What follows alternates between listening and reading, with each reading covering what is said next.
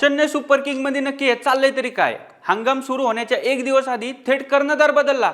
होय, M S धोनीच्या ऐवजी आता मराठमोळा ऋतुराज गायकवाड चेन्नई सुपर किंगचे नेतृत्व करताना दिसणार आहे. महेंद्रसिंग धोनी फक्त एक खेळाडू म्हणून आपल्याला मैदानात दिसेल. अशा परिस्थितीत धोनीचा हा शेवटचा हंगाम आहे अशी अटकळे बांधल्या जात आहे. चेन्नईच्या निर्णयावर अनेक प्रश्नचिन्ह देखील उपस्थित केले जात आहे. खरं तर धोनी कर्णधार पदावरून पायउतार झाला जेणेकरून चेन्नईला ऋतुराज गायकवाडच्या नेतृत्वाखाली पुढील हंगाम खेळायची सवय व्हावी. दुसरीकडे ऋतुराज गायकवाडला कर्णधार बनवणे ही सीएसकेची चूक असलेले चाहते बोलत आहे.